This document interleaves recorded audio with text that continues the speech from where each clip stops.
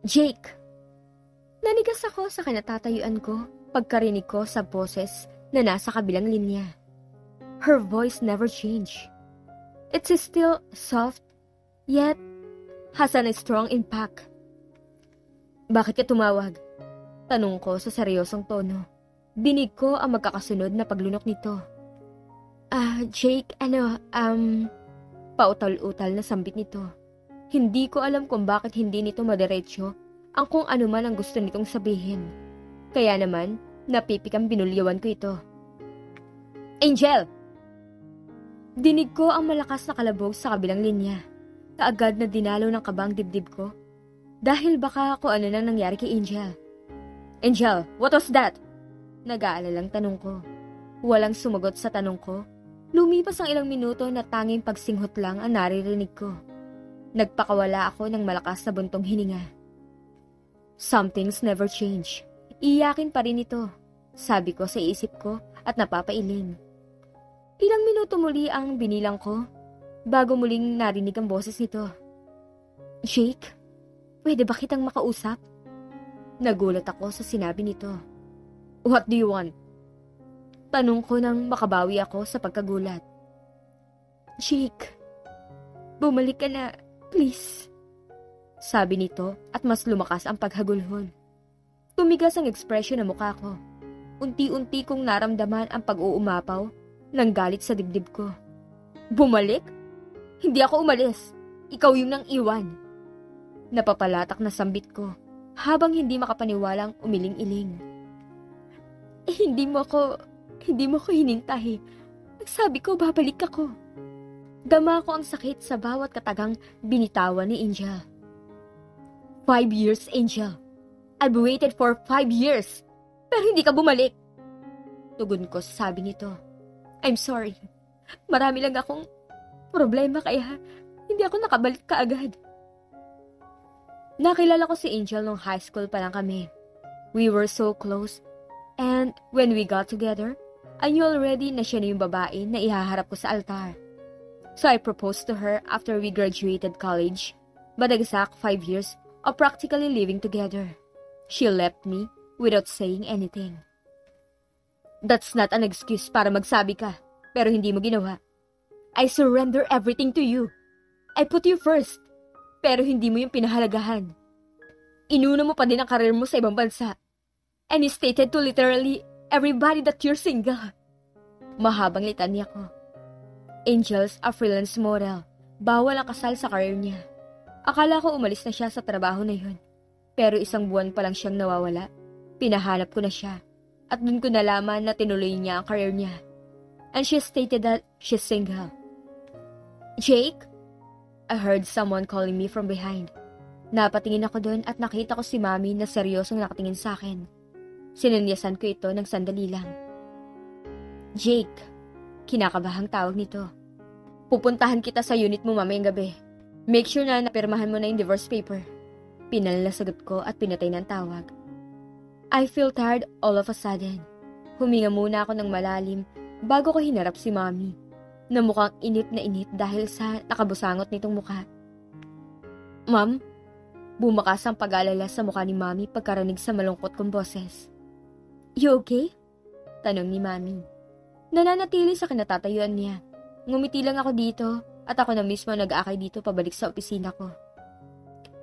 Sir Jake, kailangan na pirma mo ang mga papeles na to.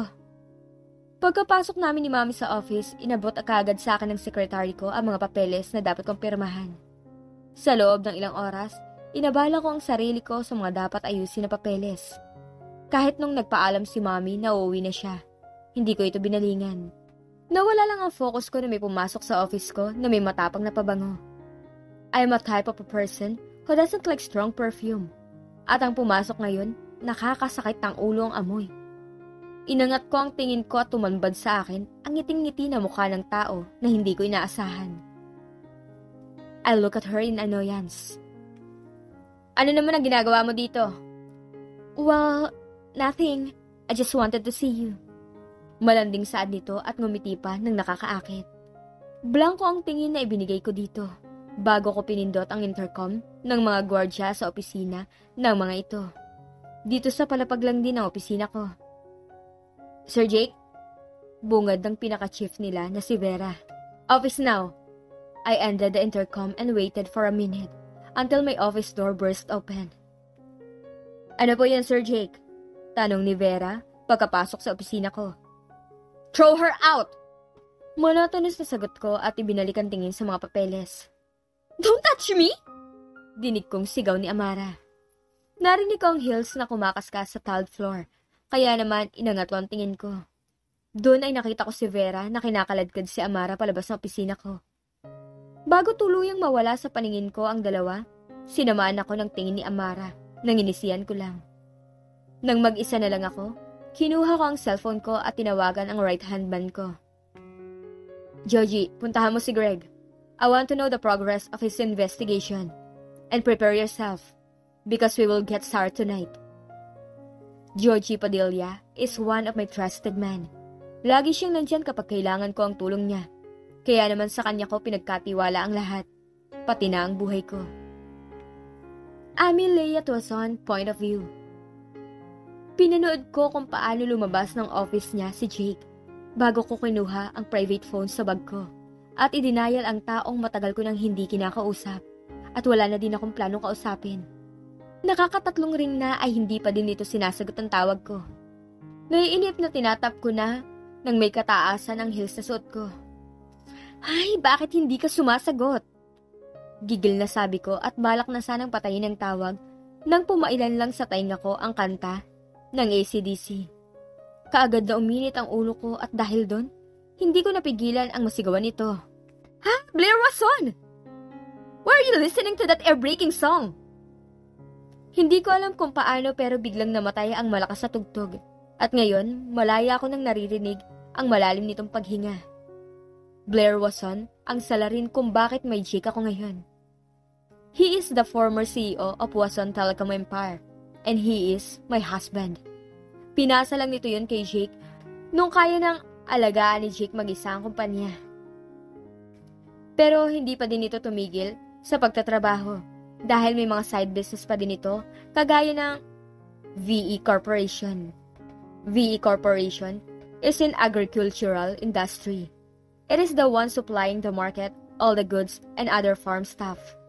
Hindi alam ni Jake ang tungkol sa VE dahil tanging si Bella, Ross, Blair at ako nakakaalam ng bagay na yun. Oh, napatawag ka. Ang sabi mo, magbabanding kayo ng anak mo. May halong pagtatampo na tanong nito. Napaikot ang mga mata ko dahil sa pagiging isip bata nito.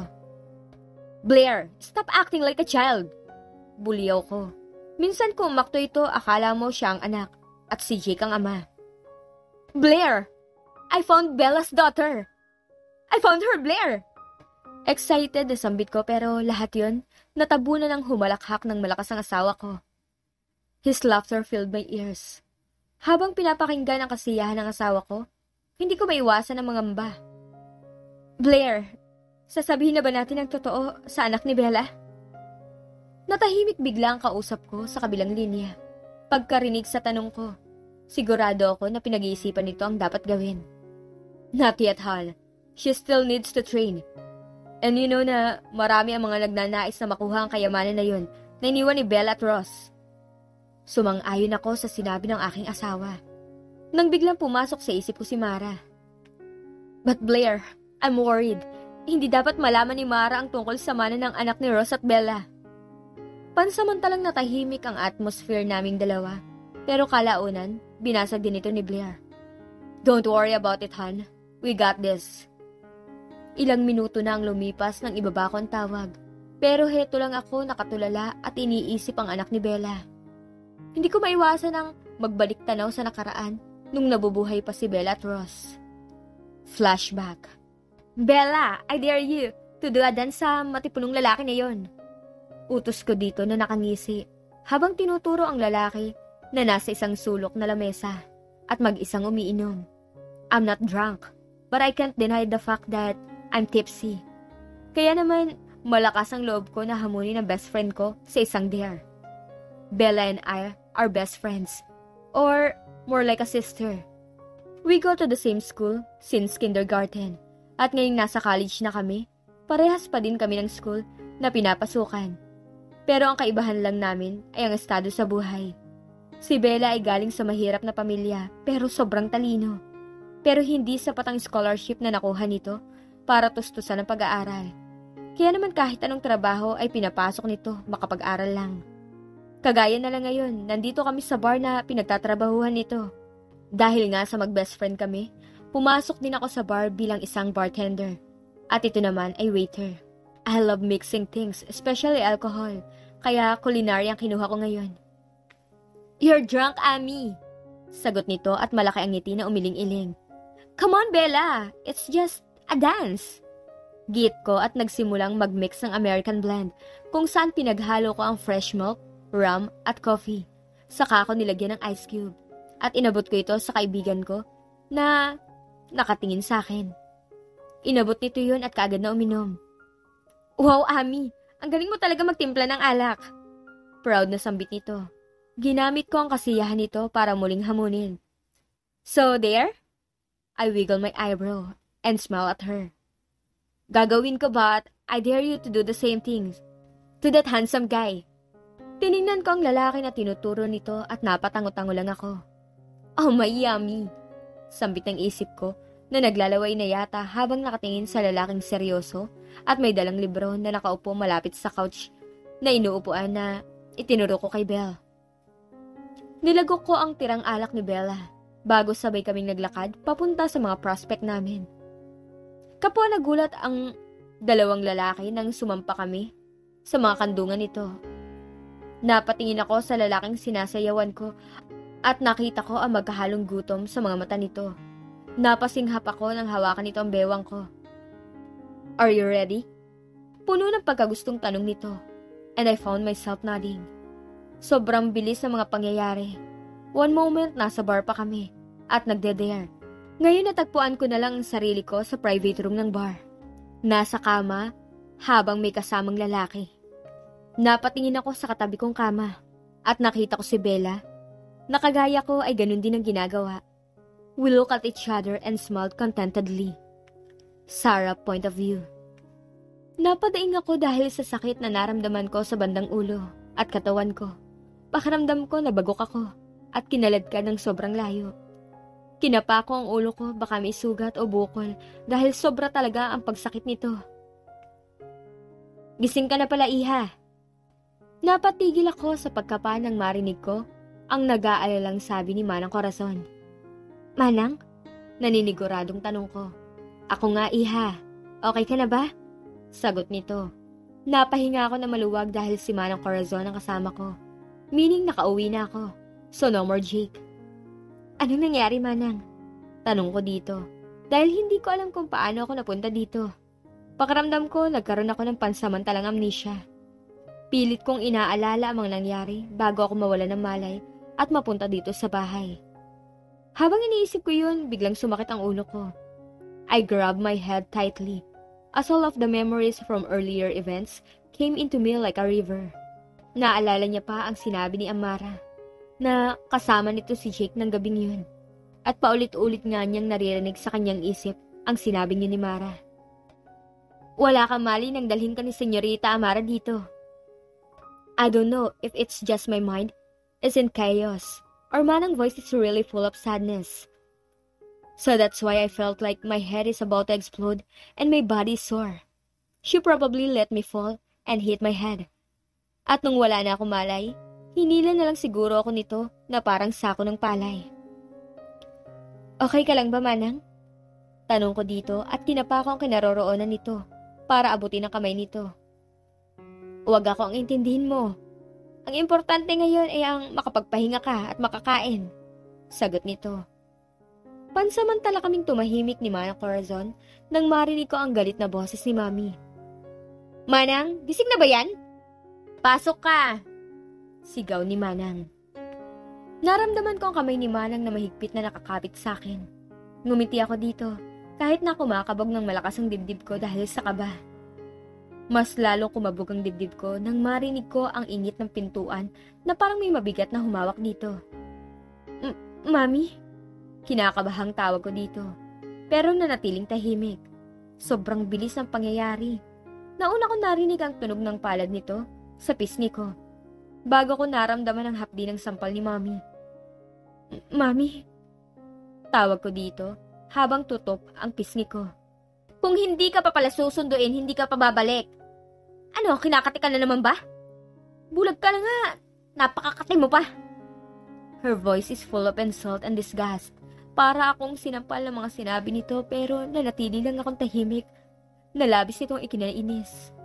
Kaya naman gamit ang dalawang kamay, hinaklit nito ang ulo ko.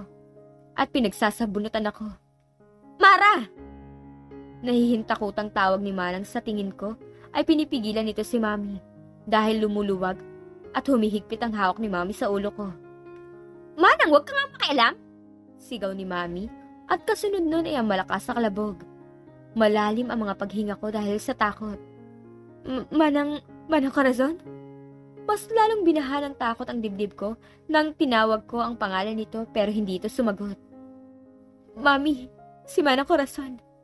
Nagsusumamong sambit ko, hoping na hihinto ito at aasikasuhin ang katiwala namin. Pero mali ako, dahil mas lalo itong nagalit. You, ungrateful child! Why do you have to be so difficult? Why do you have to be like your mother? Napabaling ang mukha ko pakaliwa at pakanan dahil sa lakas ng mga pinakawalang sampal sa akin ni Mommy. Pero hindi yun ang nagpatigil sa akin, kundi ang huling sinabi nito. Nawala na ang takot na nararamdaman ko para sa kalagayan ni Manang Corazon. Ang tanging malinaw na lang ay ang mga huling sinabi ni Mommy. Hindi ikaw ang mami ko? Paulit-ulit na tanong ko sa isipan ko habang hinahayaan na lang si Mommy na saktan ako. Oo, hindi ako ang ina mo. Anak ka ng asawa ko sa babaeng yun. Akala ko ay sa isip ko lang yun sinabi pero na-realize ko na nasambit ko yun ng malakas. Matapos kong marinig ang masasakit na salitang sinabi ni Mommy. Mali ka, hindi masama nanay ko. Hindi siya masamang tao. Giit ko at pinigilan ang kamay nito sa pananakit sa akin. Hindi ko man nakilala ang totoong nanay, pero hindi ibig sabihin nun, hahayaan ko na ang iba na husgahan siya. Loko ka talagang bata ka. Manang-mana ka sa nanay mo, na nagpagalaw sa asawa ko dahil sa pera. Sigaw ni Mommy at kinaladkad ako palabas ng kwarto ko. Bitawan mo ako! Ikaw masamang tao dahil sinasaktan mo ako! Hindi ang mami ko! Sigaw ko at pilit inaalis sa mga kamay nitong nasa ulo ko't humihila sa akin. Nang hindi sinasadyang nakalmot ko ang braso nito. Aray! Loko ka talagang bata ka! Sigaw nito at tinulak ako. Para akong inalisan ng kaluluwa nang mula sa ikalawang palapag ng bahay, naramdaman ko ang sarili ko na mabilis na bumabagsak. Napasigaw ako. Sarah! Mara! Dinig ko ang magkasabay na sigaw ni Manang at Jake. Ano nga kaya ngayon ang mangyayari kay Sarah? Malalaman na kaya niya kung sino ang totoo niyang ina?